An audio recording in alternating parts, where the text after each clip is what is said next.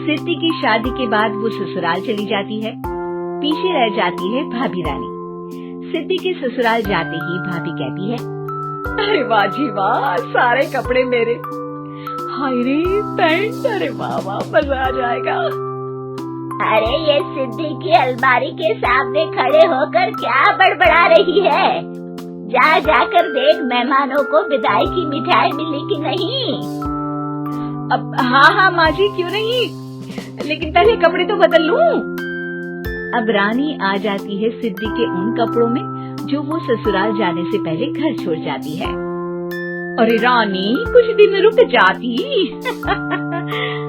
अरे ये तो सिद्धि बिटिया को मैंने ही दिया था, बड़ा ही फबता था उस पर, तुझ पर तो कुछ खास नहीं लग रहा। अब वो ना मेरे सारे कपड़े गीले थे तो सोचा पहन लूं। वैसे भी सिद्धि को कौन सा भी पुराने आउटडेटेड कपड़ों को पहनना है। वैसे भी ये सूट तो मैंने तभी पहना था, वैसे खास है भी नहीं ये। हाँ ठीक है, लेकिन ना मेरी सिद्धि पर तो जमता था। सारे मेहमान चले जाते हैं और सिद्धि ससुराल से मायके पहली बार आती है।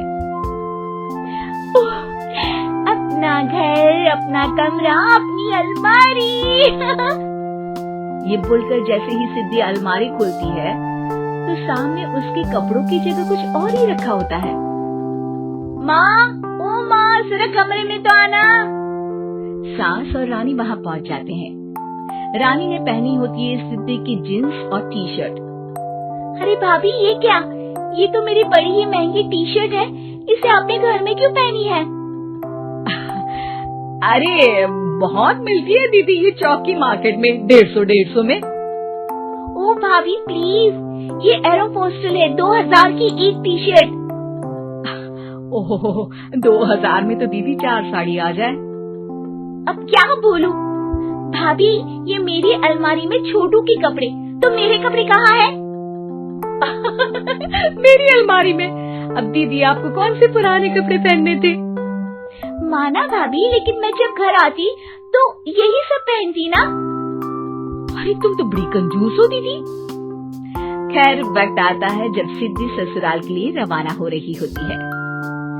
अरे रानी, अंदर से सिद्धि का गिफ्ट ले आ, लड़की पहली बार ससुराल से मायके आई है। रानी अंदर जाती है और एक सिंपल सी साड़ी लेकर बाहर आ जाती है। ये लीजिए माँ जी।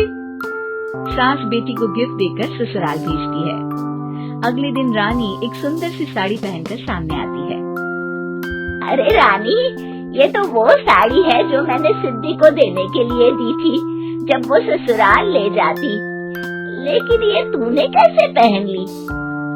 अरे माँ जी, ये साड़ी तो मुझे बहुत पहले से ही पसंद थी, लेकिन चिंता न करिए, मैंने सिद्धि के लिए भी अच्छी सी साड़ी दी है। हाँ। तभी सिद्धि का फोन आता है। क्या माँ, कुछ अच्छा तो दिया होता ससुराल ले जाने के लिए। अरे पहले दिखा दिया होता। यूँ चमकते हुए पैकेट में नौकरानी वाली साड़ी मत दिया करो माँ।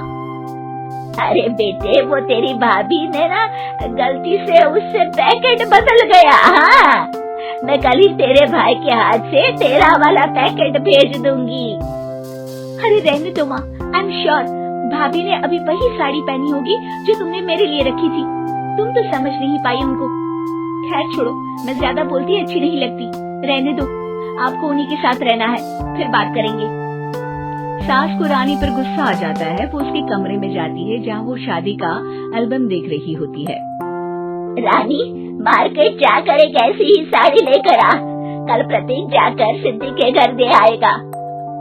अरे क्यों माँ जी, कितनी साड़ी देनी है दीदी को? यहाँ कोई सेल लगी है क्या? अरे चुप कर, मेरे बेटी के हिस्से की साड़ी खुद पहन ली, अब ज्यादा ज्ञान बांट रही है।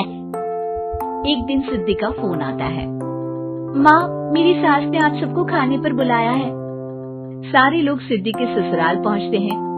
खाना खाकर वो लोग निकल रहे होते हैं कि सिद्धि की सास सभी को गिफ्ट देती है। अरे बहन जी, बेटी के घर का खाना खा लिया, यही बहुत है जो आप ऊपर से गिफ्ट भी दे रही है। अरे बहन जी, आप भी कहाँ इन बातों पर विश्वास कर रही है। सास सभी को गिफ्ट देती है, लेकिन रानी को जो साड़ी देती है वो अजीब सी हरे रंग की लाल रंग के बड़ी छाप वाली होती है। अरे छी, ये कौन पहनेगा? सासू माँ को तो जरी वाली इतनी सुंदर और मेरे लिए ये नौकरानी वाली।